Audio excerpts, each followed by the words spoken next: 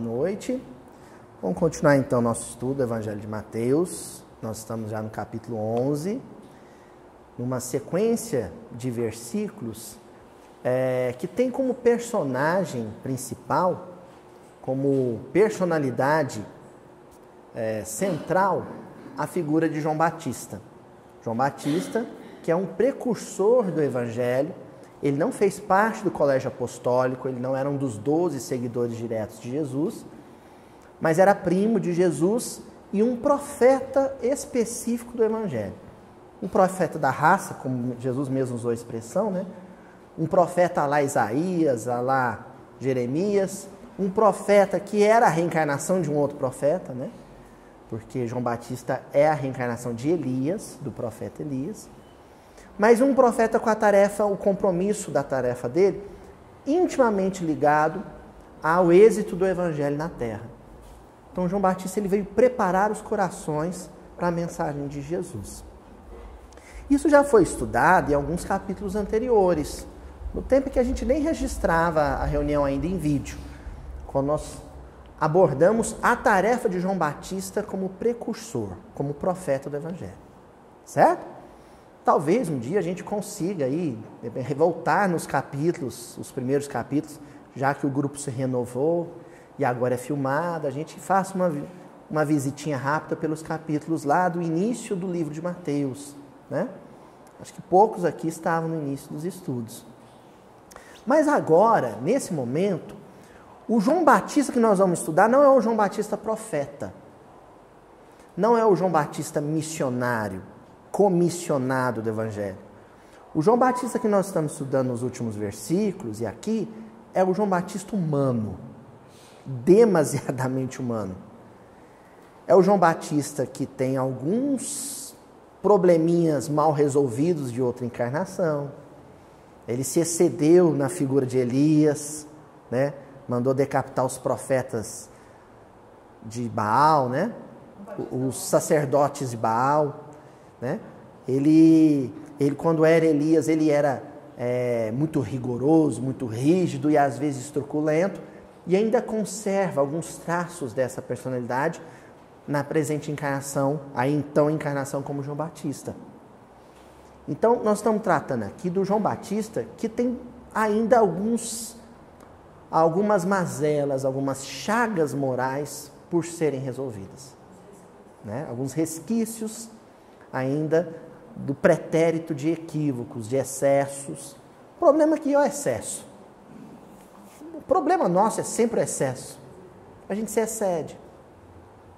Aquela mãe zelosa, carinhosa com o filho, zelo, carinho é bom, e aí excede. Aí na hora que se excede, perde na energia necessária para a condução do espírito. Né? O sujeito dedicado ao trabalho se excede, aí vira um workaholic, né? Um maníaco com trabalho, que abandona a família, abandona tudo por causa do trabalho. O sujeito sai para o lazer devido e merecido de janeiro, aí passa da conta, se excede na bebida, se excede no repouso, perde o emprego. É o excesso. A nossa trajetória no mundo é uma história de reeducação. Um movimento de reeducação. E reeducar-se é tolir, podar os seus excessos, as arestas da personalidade. Aquilo que passou do ponto, que passou do limite. João Batista, preso em Jerusalém, né, aguardando o momento trágico em que, né, a enteada de Herodes, a Salomé, vai dançar com a cabeça dele numa bandeja. Nesse momento, ele está reavaliando a própria personalidade, ele está passando tudo no crivo do bom senso, da consciência, peneirando ali, procurando ali o que é valor, que deve ser resguardado, e o que é vício e deve ser descartado. Esse é o momento de João Batista que nós estamos estudando aqui. E aí no versículo 5, que nós vamos estudar hoje, Jesus está dando resposta a um questionamento que João Batista fez através dos discípulos que foram lá visitá-lo na prisão. Vai lá e pergunta para Jesus se ele é quem eu penso que é realmente. Porque João Batista anunciou a vinda de Jesus, ele anunciou a missão de Jesus. O Cristo que ele deveria pregar e apresentar é um Cristo cheio de misericórdia, mas o rigor, o excesso na justiça ainda era um elemento forte nele. E esse elemento forte ainda aguardava um Messias que fosse justiceiro, vingador. Então ele está ali num momento de conflito, né? O bom senso dele diz, não, o Messias que veio, o seu primo, que você convive desde a infância, é um homem bom, doce e misericordioso. E a outra metade dele, mas o Messias que eu esperava era um guerreiro, um justiceiro que ia banir o pecado de Jerusalém. Ele está nesse conflito. Aí ele já está bem desconfiado, sabe, seu Adelmo? De que não, é ele mesmo e a essência dele é misericórdia. Mas vamos confirmar. E a resposta de Jesus, o grosso da resposta de Jesus, a resposta propriamente dita, começa hoje no versículo 5. Ele pede para os discípulos responderem, mandarem um recadinho para João Batista na prisão. Fala para ele que os cegos voltam a ver, os coxos andam, leprosos são purificados, surdos ouvem, mortos são erguidos, pobres são evangelizados. Mateus capítulo 11, versículo 5. Vamos repetir o versículo? Cegos voltam a ver, coxos andam, leprosos são purificados, surdos ouvem, mortos são erguidos, pobres são evangelizados. Na reunião passada, nós fechamos com um trecho do livro Boa Nova, de Humberto de Campos, psicografado pelo Chico, em que Jesus ainda menino, uma cena em que Jesus ainda menino, apresenta para o outro menino, João Batista, a paisagem da Galileia, mostrando montes e vales. Como se a Galileia como um todo fosse a sala de aula de Jesus. E a própria natureza fosse a lousa, o data show, o computador, o recurso didático, pedagógico que ele tinha em mãos. Então ele usa a topografia, o relevo para dizer para João Batista: João Batista, João, na vida a gente vai encontrar temperamentos, personalidades, estados de espírito que são decaídos como o fundo de um vale, escuros e frios como o fundo de um vale. Mas também vamos encontrar personalidades radiosas, austeras, sólidas, espetaculares, como o topo das montanhas. Você vai encontrar gente triste e vai encontrar gente alegre. Vai encontrar gente solidária e gente egoísta.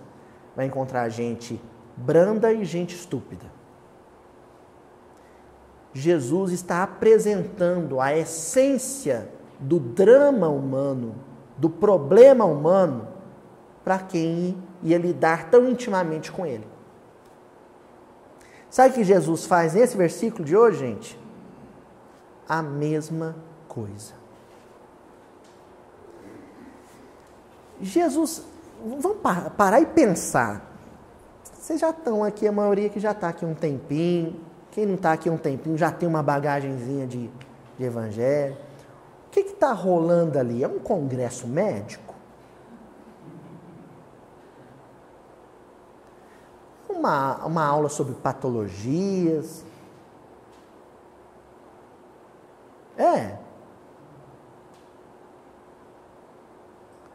Vonete, pensa, ele está descrevendo os corredores do hospital escola, é isso?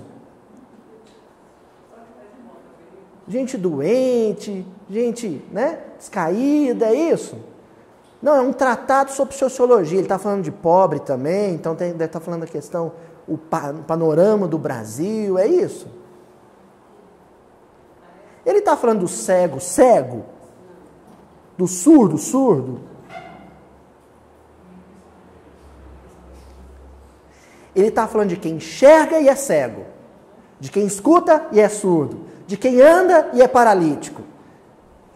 Ele está falando de quem tem a pele saudável, mas é leproso. Ele está falando de quem é rico, mas é pobre. É disso que Jesus está falando.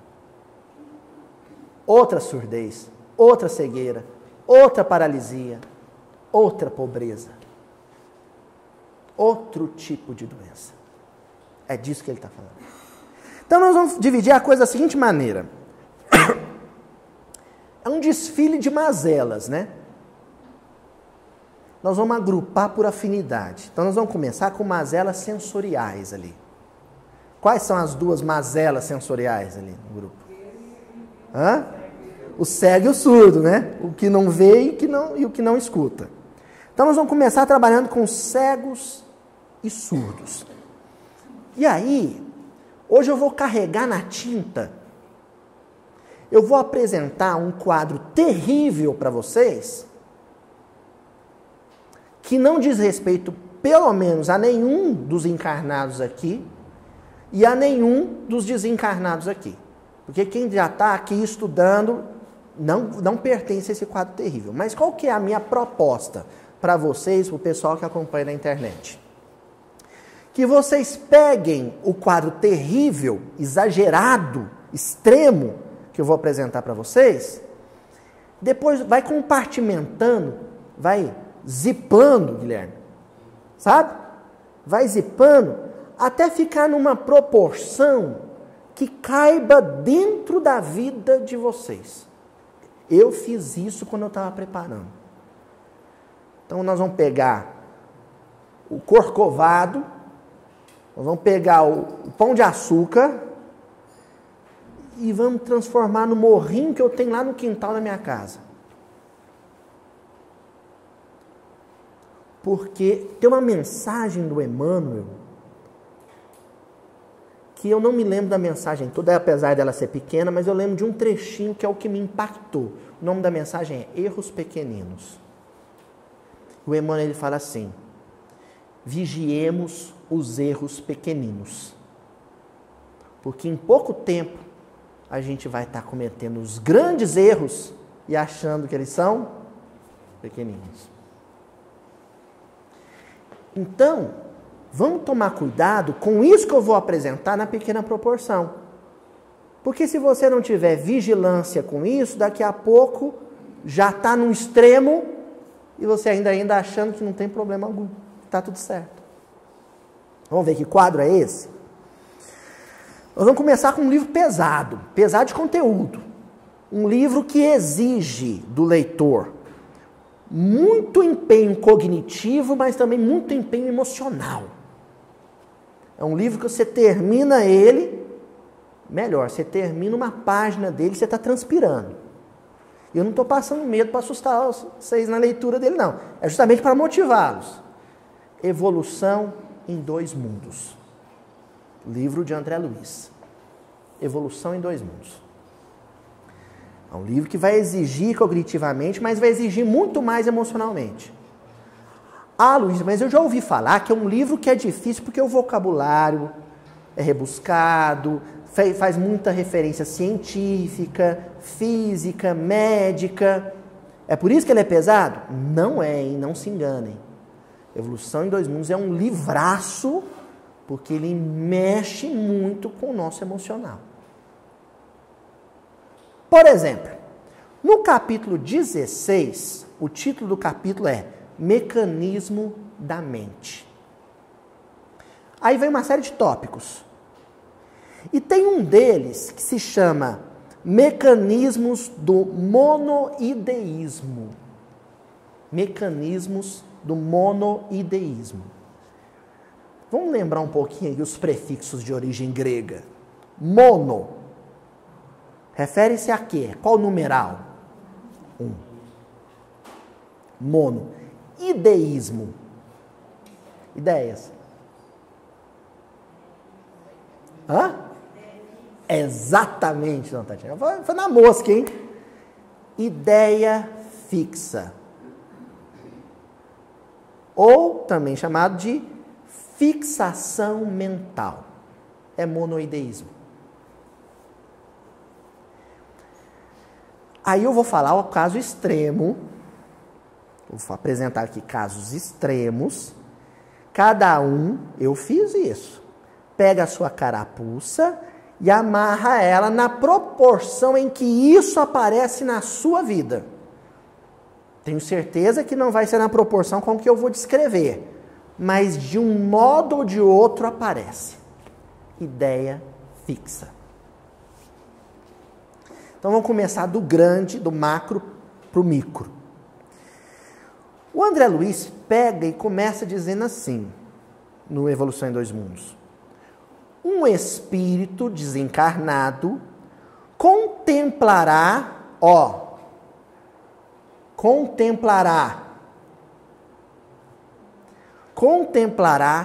tão somente por tempo equivalente à conturbação em que se encontre os quadros terríficos que lhe digam respeito às culpas contraídas, sem capacidade para observar as paisagens de outra espécie. Então ele começa dizendo isso. Tem espírito que ele encontrou na vida espiritual, no mundo espiritual, que tem uma imagem fixa na tela mental e não consegue enxergar mais nada. Então o sujeito pegou e pôs veneno na comida do inimigo. E ele assistiu o inimigo, é pesado, hein? O inimigo morrer envenenado na frente dele. Ele fica num looping, sabe looping? Girando. Ele fica num looping 50 anos, 100 anos, 200 anos, 300 anos, 1000 anos, só vendo aquela cena. Só vendo aquela cena. Sem parar. Ela fica se repetindo.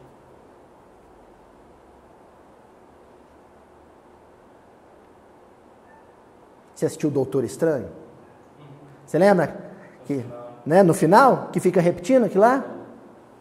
O pessoal que assistiu o Doutor Estranho aí, filme de super-herói, tem uma cena lá em que ele tem um dispositivo místico lá que ele faz com que a mesma cena fica repetindo na frente do vilão. Espíritos que ficam com aquela cena, aquela imagem na tela mental se repetindo sem parar. Agora vamos reduzir. Já aconteceu com vocês? Comigo já aconteceu. E com a graça de Deus não virou acidente. De vocês terem um momento desagradável no trabalho, e aí vocês saem atormentados do trabalho e entram no carro para voltar para casa. E volta pensando naquilo. E quando você vê, você está na porta da sua casa e você não viu passar as ruas. Já aconteceu? Comigo já aconteceu. Você sai de um lugar atormentado com aquilo e vai dirigindo.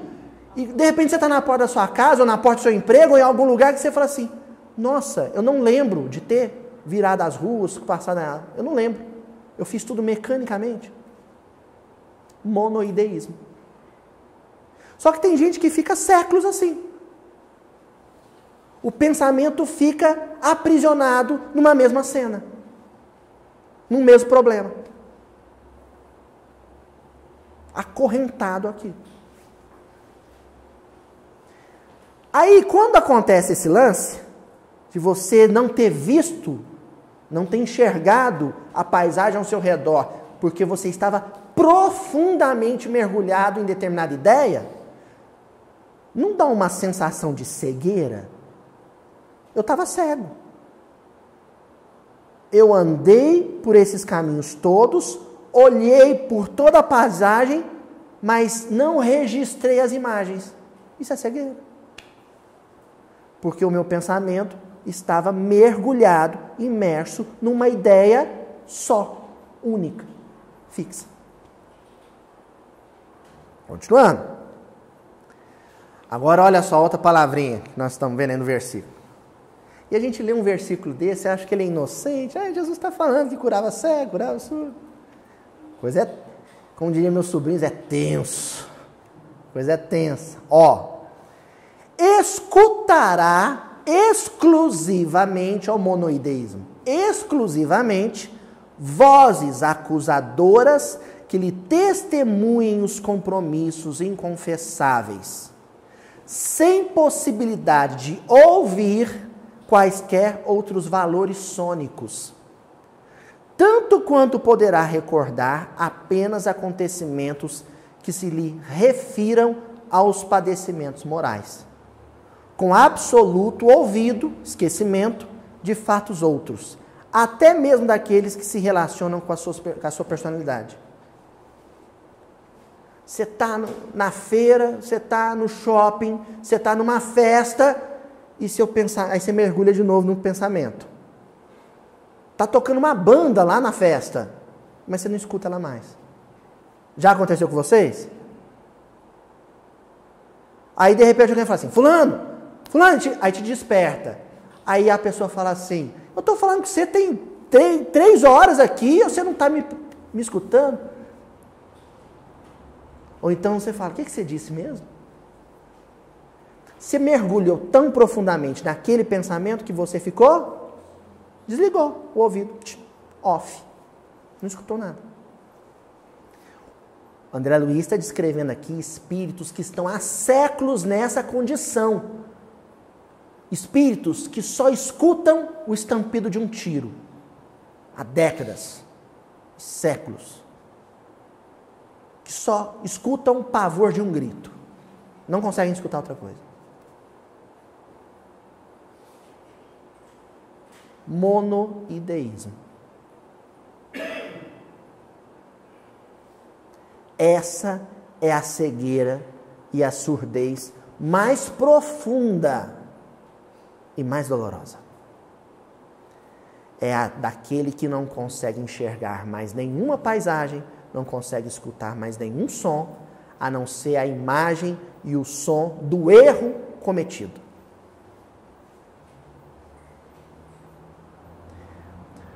Como se o próprio engano fosse um visgo, fosse uma gosma grudenta, uma areia movediça, e quanto mais ele pensa naquilo, mais ele se chafurda, mais ele se afunda naquilo, e fica mais difícil de sair.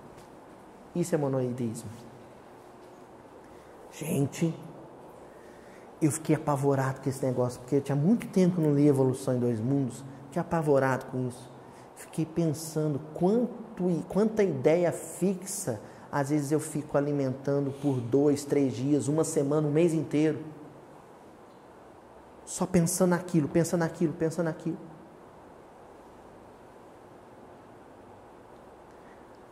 Aí depois que passa, quando você vai buscar na memória aqueles dias ou aquele mês, você não lembra de nada, a não ser aquilo. Você passou por aqueles dias, por aquele mês, cego e surdo. A gente até diz assim, foi tanto sofrimento que a minha memória bloqueou. Não é que bloqueou, ela não registrou. Você só registrou parte daqueles dias. A parte que dizia respeito ao trauma psíquico, ao drama emocional. Você só capturou isso. Bom, isso está lá no livro Evolução em Dois Mundos. Porém, hoje nós pusemos o Emmanuel para descansar um pouquinho, gente. Hoje é André Luiz. Tem uma outra obra do André Luiz em que esse mesmo assunto é abordado, que é o livro Nos Domínios da Mediunidade. Olha, gente, Nos Domínios da Mediunidade não é livro só para quem é médio, ostensivo, né? Não, viu? Tem cada drama lá, é um livro romanceado. Lá no capítulo 25, título, Em torno da fixação mental. O André Luiz estava na companhia do Hilário, que é outro estudante, vamos dizer assim, né?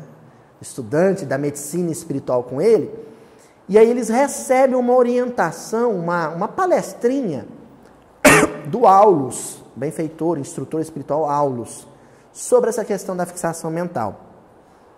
E aí o Aulus diz assim: se a alma não se dispõe ao esforço heróico da suprema renúncia, com facilidade emaranha-se nos problemas da fixação, atravessando anos e anos, e por vezes séculos, na repetição de reminiscências desagradáveis, das quais se nutre e vive.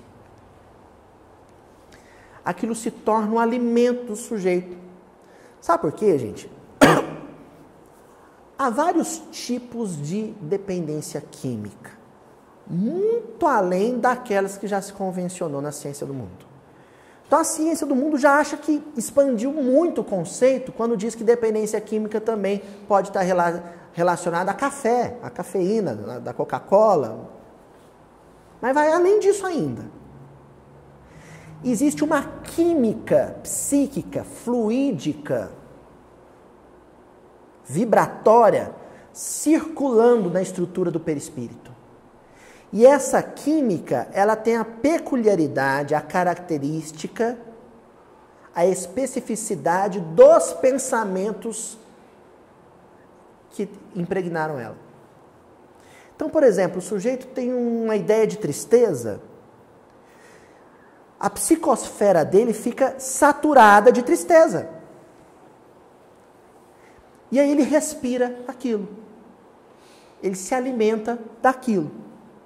Tanto e por tanto tempo que ele fica viciadaço naquilo. Viciadaço naquilo. Ele só gosta de ficar triste. Diz que não, mas está viciado na química fluídica da tristeza. Respira tristeza. Aí tudo recebe a projeção dele. Só escuta música triste, só lê livro triste, só vê filme triste, só conversa se o papo for sobre tristeza e sofrimento. Viciado naquilo. Monoide. Total. Total.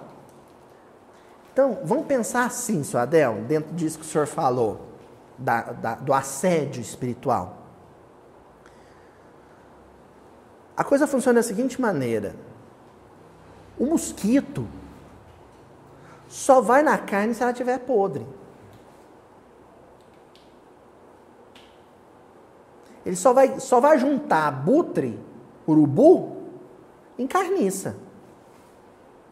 Então o sujeito sofre um processo de degeneração, de aniquilamento psíquico. A mente dele apodreceu, degenerou. E exalou um mau cheiro fluídico. Aí é que nem sangue na água de tubarão. Na água que tem piranha. Os adversários desencarnados, os adversários do bem, vão perceber aquele odor de tristeza, de derrotismo, de negativismo, e vão ser atraídos por ele.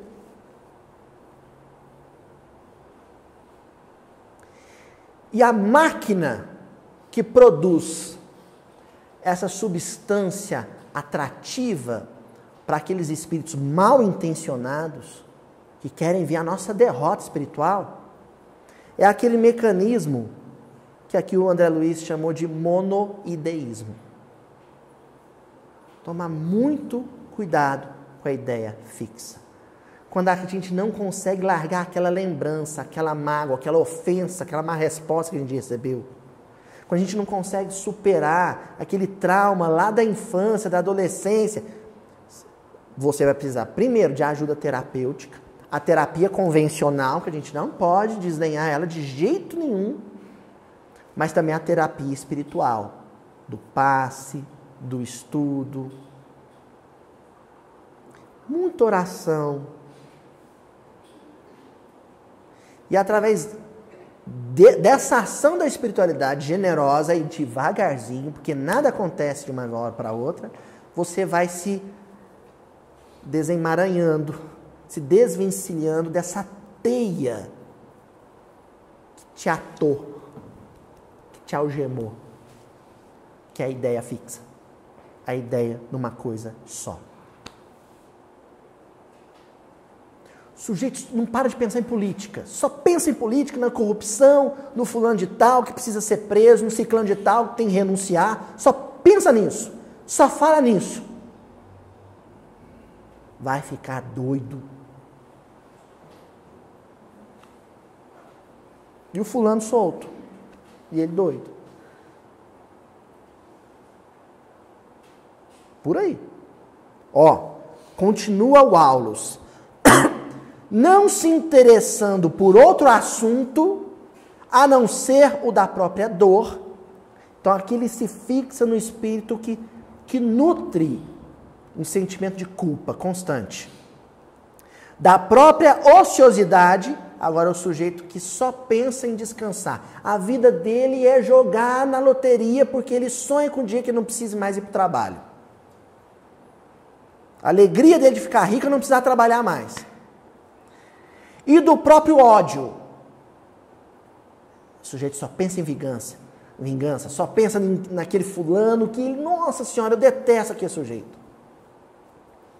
A criatura desencarnada, em si mesmando-se, é semelhante ao animal no sono letárgico da hibernação. Tem desencarnado que fica tão mergulhado na escuridão de um pensamento só, que ele vira aqueles ursos lá da América do Norte, que entram numa caverna e passam o inverno inteiro dormindo. É um sono profundo.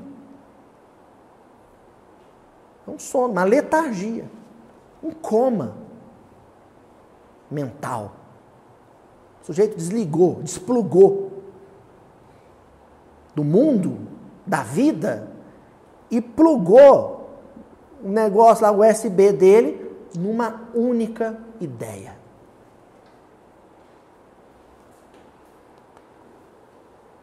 Olha que coisa forte. Isola-se do mundo externo, vibrando tão somente ao redor do desequilíbrio oculto em que se compraz. Ele gosta.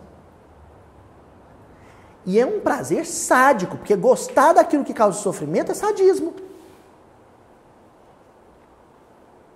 E sadismo é perturbação psiquiátrica.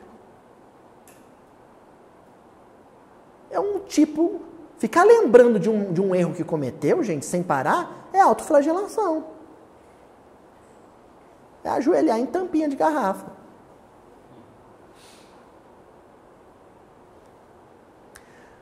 Nada mais ouve, nada mais vê. E nada mais sente, além da esfera desvairada de si mesmo. Tem a ver com o nosso versículo de hoje? Nada mais ouve, nada mais vê. Cego e surdo. Mas daquela cegueira e daquela surdez do sujeito em coma profundo. É essa que nós estamos falando. É essa. Ó. O que é a presença de Jesus na vida de um cego, de um surdo dessa natureza? Vamos lembrar de um cego. Um cego que ficou cego fisicamente para se libertar da cegueira espiritual. Paulo de Tarso. Qual que era a ideia fixa de Paulo? Vingança. Ele queria se vingar da comunidade cristã porque ele achava que a comunidade cristã tinha feito algum feitiço que fez Abigail desencarnar. Vingança. Quando ele sai de Jerusalém para Damasco, ele queria exterminar Ananias. Essa era uma ideia fixa. Jesus aparece para ele e faz aquela perguntinha doída. Saulo, Saulo, por que me persegues? É como se nas entrelinhas dessa frase, Euridice, Jesus dissesse assim: meu filho, você está cego. Cego de ódio. O ódio te deixou cego. Ele entra em Damasco, literalmente cego. Aí uma cegueira física. É um recurso pedagógico esse. Recurso de sala de aula. Vou mostrar para você, meu filho, Jesus falando para Paulo, como é que você está de verdade. Ó, é assim, ó. Ficou cego. 3 dias ficou cego. Só para ele entender em que condição psíquica ele se encontrava. Aí aquele que ele odiava vem restituir a visão dele. Então lá em Atos dos Apóstolos, isso está descrito no livro Paulo e Estevão, mas eu escolhi o versículozinho que está em Atos dos Apóstolos, capítulo 9, versículo 18, que é muito bonito. Lucas narrando. E logo lhe caíram dos olhos como que umas escamas, e recuperou a vista, e levantando-se, foi batizado por Ananias. Então olha só, primeiro tem que voltar a enxergar. Primeiro tem que sair do transe da ideia fixa. Aí depois, quando tiver lúcido de novo, tem que se levantar. Tem que escapar das garras da tristeza. Tem que caminhar, tem que avançar, tem que progredir. Porque nessa perspectiva do que Jesus está apresentando, gente, todo cego e todo surdo espiritual também é paralítico espiritual. Inevitavelmente.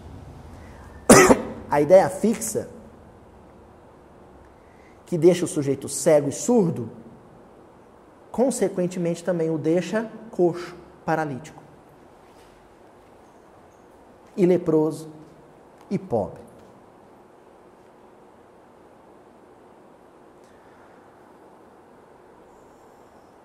Escamas, lembra uma coisa que todo mundo aqui conhece e sabe. Catarata. Uma membranazinha, uma carnezinha, um negócio estranho ali, ó, que você precisa arrancar. É um processo cirúrgico. Aquela mágoa é uma catarata, é uma escama de peixe grudada no meu olho. Tem que arrancar. Processo cirúrgico. E toda cirurgia, não é, seu Wander? Tem a pré-cirurgia e tem o pós-cirúrgico. E você não sabe o que é pior.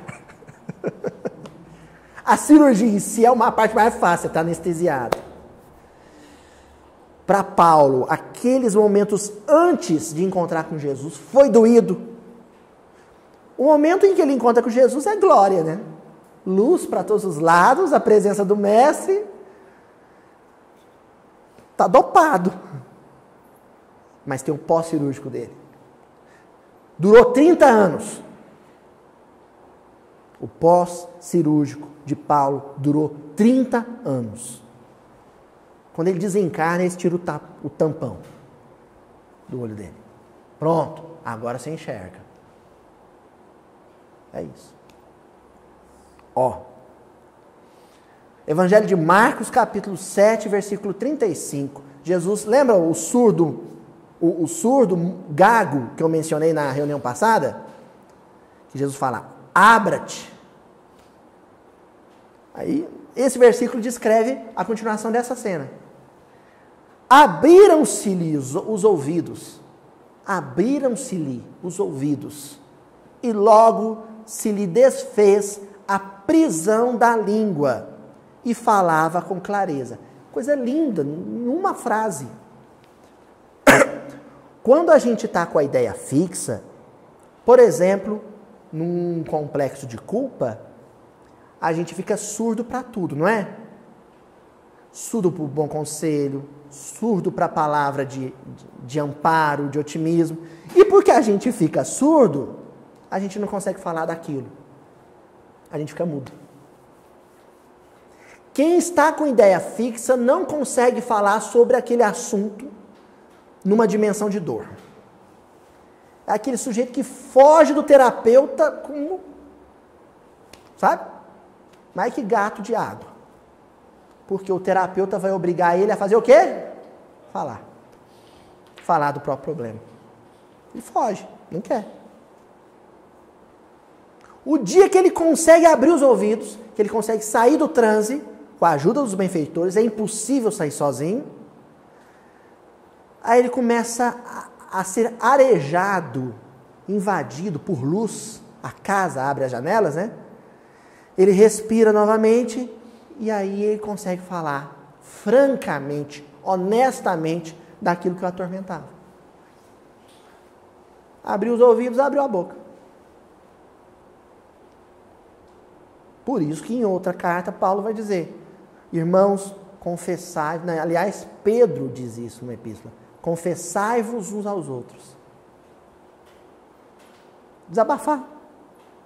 Tem gente que não consegue desabafar. Aí somatiza, vira doença do corpo. Vira úlcera, vira dermatite. Não consegue falar daquilo que o angustia. Bom, se é cego, se é surdo, também vai ficar coxo. Vamos para o coxo agora? Coxo é o paralítico, é o que não anda, que não consegue caminhar sozinho. Vamos voltar na evolução em 2 mundos, então. No mesmo capítulo, capítulo 16, mecanismos da mente, item, mecanismos do monoideísmo. Vamos voltar no mesmo. Olha lá, o que o André Luiz diz? Entidades dementadas ou sofredoras, comumente estacionárias no monodeísmo que as isola em tipos exclusivos de recordação ou emoção. Paralisadas numa mesma emoção ou numa mesma lembrança. Não consegue caminhar. Paralítico. Porque quando a gente vence um vício e adquire uma virtude, isso é caminhar. Superei um vício, ou pelo menos não estou mais cedendo a ele tão facilmente, e me interessei por uma virtude que eu não tenho e estou me esforçando por conquistá-la, eu estou colocando um pé, depois o outro, depois o outro. Estou palmilhando, caminhando. O dia que eu falo para mim mesmo, sou assim e não mudo. Quem não gostar, se afaste. Paralítico. Ou então, o dia que eu disse assim, eu queria tanto mudar, mas não tem jeito não, eu sou assim mesmo. Paralítico. Se eu me acomodo numa circunstância aparentemente confortável, de permanecer com os mesmos pontos de vista por 5, 10 anos, isso é paralisia da alma. Continua André Luiz. Nessas condições, o pensamento continua, que lhes flui o pensamento contínuo que lhes flui na mente, em circuito viciado. Fechou o circuito. Sabe? Fica girando, patinando no mesmo lugar. Sobre si mesmo, age coagulando ou materializando pesadelos fantásticos em conexão com as lembranças que albergam. O sangue, o que ele faz dentro da veia? Circula, corre, sangue em movimento. Parou de movimentar. E aí o que acontece? Tragédia. É um acidente vascular. Então, o pensamento nosso tem que estar fluindo sempre em inúmeras frentes de trabalho e crescimento e aperfeiçoamento que a providência divina nos oferece. o cuidado com o filho, o compromisso profissional, a dedicação a uma religião, sabe? O aprendizado constante pela arte, pela ciência, o amor pelo estranho, pelo desconhecido, a solidariedade social, isso tudo me faz estar em movimento. Quando eu me cristalizo, me coagulo numa única personalidade, porque quando a gente fala ideia fixa, pode ser por uma circunstância, por uma coisa ou por alguém. Meu pensamento se cristalizou naquela figura. Livro Ave Cristo, gente, o quinto varro, ele reencarna por causa do Tassiano. Mas o tempo inteiro ele está trabalhando pelos outros. Cuidando de criança carente, órfã, cuidando de jardim.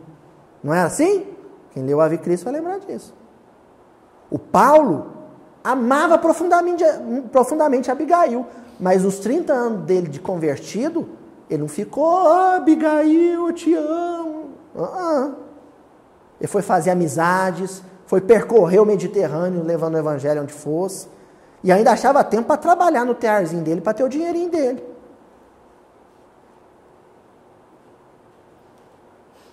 Se não é paralisia. Sabe? Enfiei o pé em 2 latas de cimento, deixei o negócio petrificar, pronto. Ideia fixa é fazer isso. É afundar no cimento. Aí, a gente volta no livro Nos Domínios da Mediunidade, no mesmo capítulo 25, em torno da fixação mental, nós vamos ver a ideia, a coisa da fixação mental ligada à questão da paralisia. Aulus falando. A ideia fixa pode operar a indefinida estagnação da vida mental no tempo. Estagnação da vida mental no tempo. Livro Libertação, o Espírito Gregório tinha sido papa.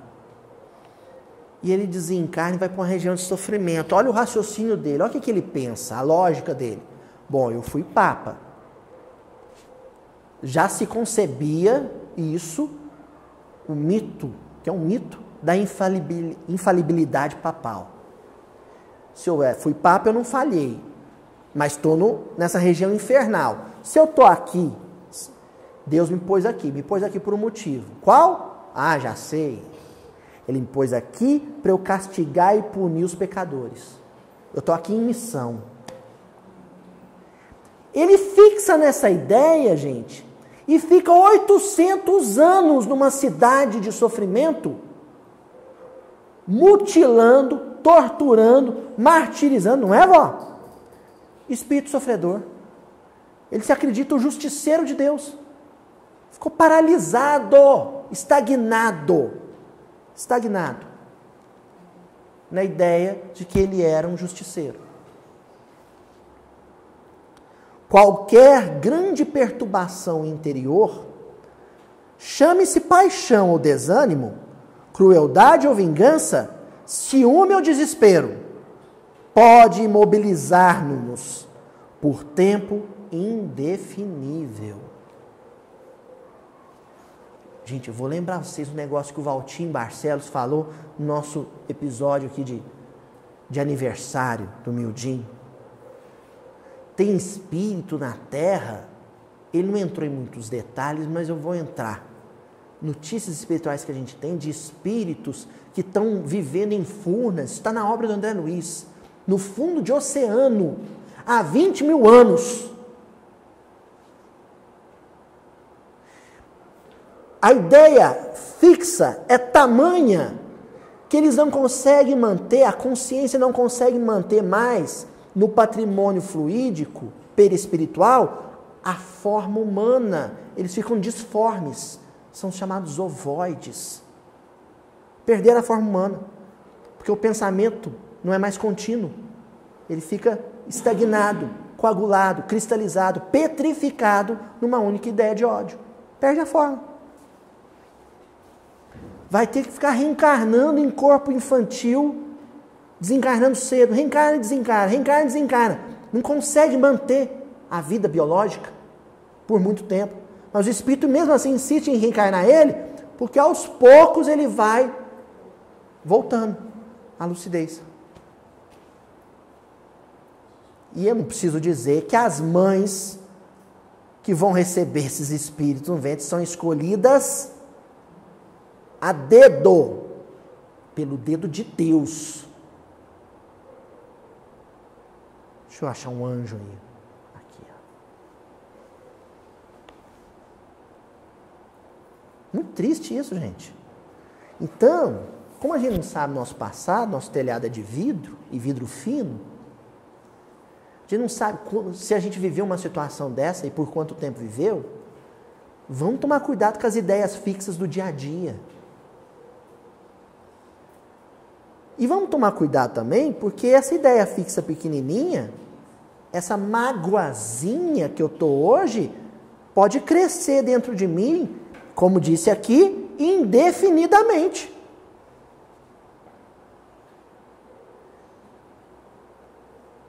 Aí, por bagatela, por filigrana, eu me afundo aí em séculos de auto-obsessão. Fala. Os meios para a gente não entrar nessa ideia. Os meios, remédio. Viver. Sabe o que é viver, irmão? Erguer o olhar ao redor. Nunca gastar o gás todo numa coisa só. Quem abandona a família para militar no movimento espírita, cuidado, pode ter transformado o espiritismo na sua ideia fixa. E quem se consagra exclusivamente à família, ignorando completamente o compromisso com a espiritualidade, cuidado, a família virou sua ideia fixa. Quem faz isso com a profissão, cuidado. A gente se divide. Então eu acordo, beijo minha esposa, tomo um café, abraço meus filhos, família. Opa, agora é hora de ir para o trabalho. Estou lá no trabalho, não fico no WhatsApp conversando com a família, não. Agora é trabalho. Opa, bati meu ponto. Briguei com o chefe, não tem, fica aqui no serviço. Agora é família. Chego em casa, beijo minha esposa, abraço meus filhos. É família. Opa, mas está na hora de ir para o centro. Vamos lá para o miudinho estudar. Agora, que eu estou aqui, não estou pensando na mulher que ficou em casa, não. Eu estou aqui, estou estudando evangelho. Opa, agora é lazer. Agora nem família, nem espiritismo, nem trabalho. Agora eu vou pegar um DVDzinho, vou assistir um filminho em casa. Vou ler um livro. Entendeu? Opa, agora é passear no jardim. Agora é cuidar da saúde. Vou no médico, fazer um check-up. Agora é comer. O sujeito está comendo e a cabeça está fixa em outra coisa. Não sente o gosto da comida. Não vê o que comeu. O que você almoçou? Não sei. Eu estava almoçando e a cabeça estava lá no saldo do banco. Vó, o segredo é aquilo que eu estiver vivendo naquele momento tem a minha integralidade. Me recebe 100%. Eu me dou 100% para aquilo. Mudou de a fazer? Agora eu me dedico àquilo que eu estiver fazendo. Na hora que eu estiver brincando com o filho, eu estou brincando com o filho. Não estou olhando o WhatsApp, não estou assistindo jornal. Na hora que eu estiver estudando evangelho, estou estudando evangelho. Não estou pensando no problema da família. É isso. A cada pessoa eu me entregar totalmente. Bom, agora eu estou com meus filhos. Agora eu estou com a minha esposa. Agora eu estou com os meus pais. Agora eu estou com meus amigos. E me entrego àquele momento, àquela pessoa. Como a vida é dinâmica, como ela se movimenta, eu acabo me movimentando com ela. Entendeu? É isso. Ó. Vamos ver o que o Paulo de Tarso vai dizer disso?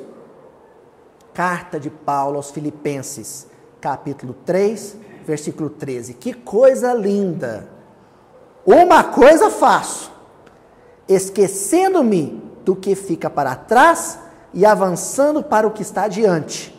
Prossigo para o alvo, para o prêmio da vocação do alto, que vem de Deus em Cristo Jesus. Devir. Se não me engano, Demócrito falava, né? Não é isso? Só antes dele, ainda pré-socrático, Demócrito já falava do eterno devir. O rio não pode represar não, gente.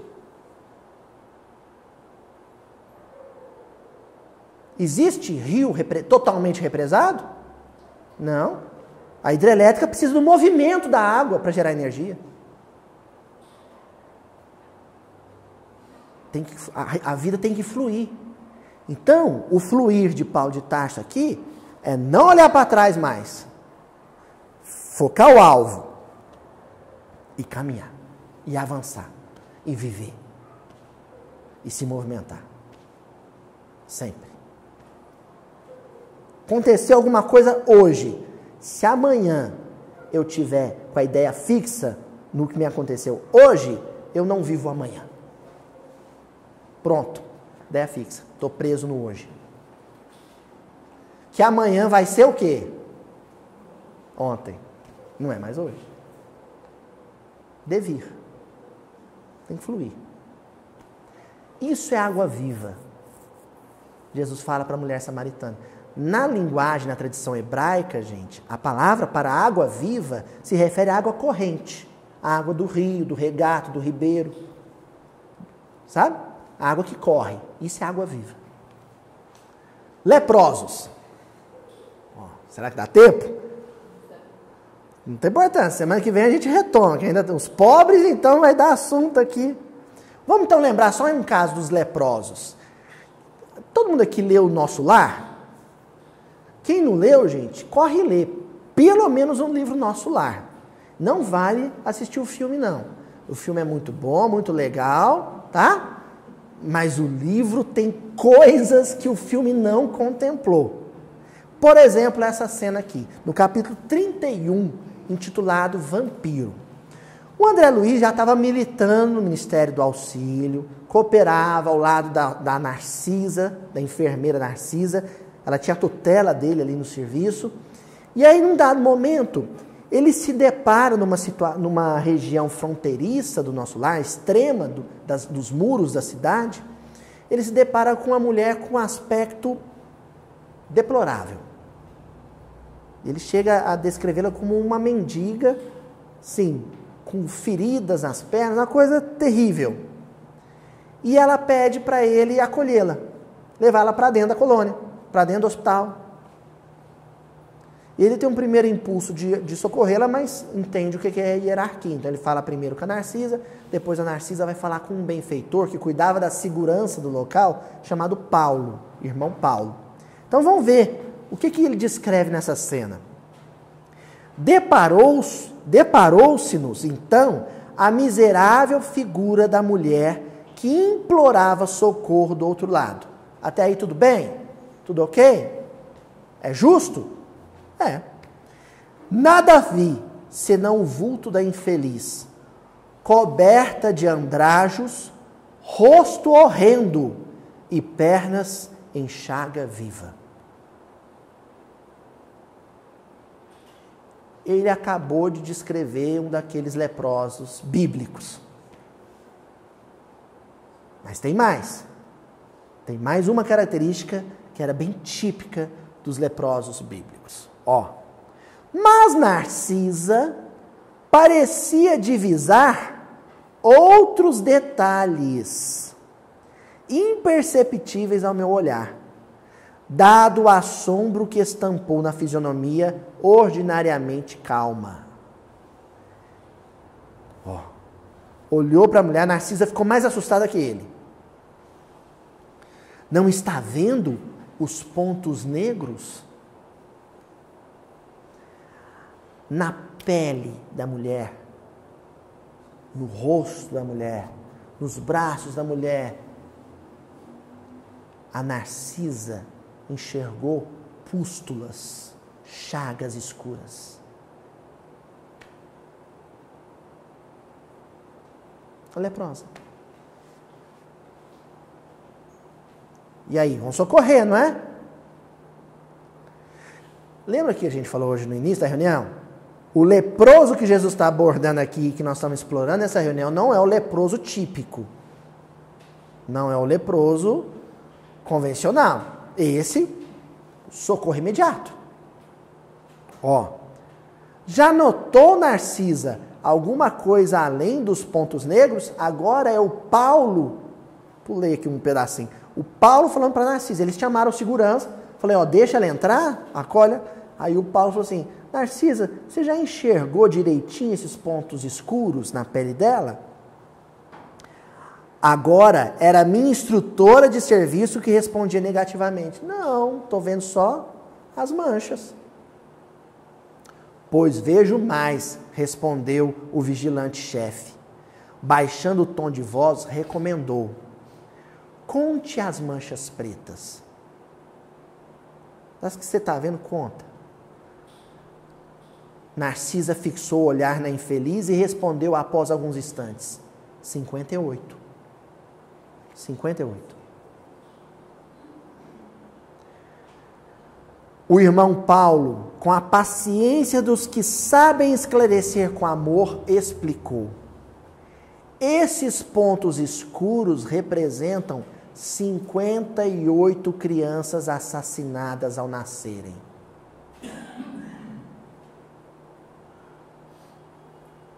Em cada mancha, vejo a imagem mental, imagem mental, de uma criancinha aniquilada, umas por golpes esmagadores, outras por asfixia. Pergunto para vocês, esses espíritozinhos, essas criancinhas, foram assassinadas por essa mulher, elas estavam dentro das feridas, das manchas pretas? Estavam lá? Hã?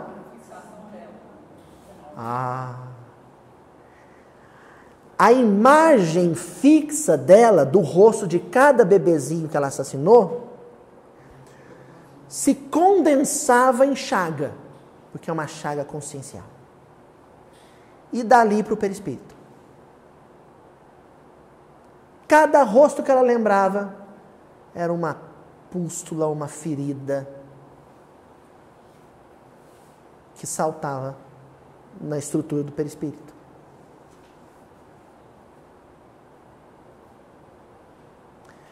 Nós não vamos falar dos pobres hoje. Nós vamos dedicar uma reunião só para pobres. Uma reunião toda, semana que vem. Nós vamos fechar aqui. Mas só para a gente começar a entender o corpo do negócio, nós vamos voltar lá no versículo e depois de tudo isso que eu falei, vê se essa resposta dada para João Batista não diz que tipo de Messias ele é. Cegos voltam a ver. Coxos andam. Leprosos são purificados. Surdos ouvem. Mortos e pobres a gente vai ver a semana que vem. Ei, fulano, ciclano, vai lá na prisão e fala para João Batista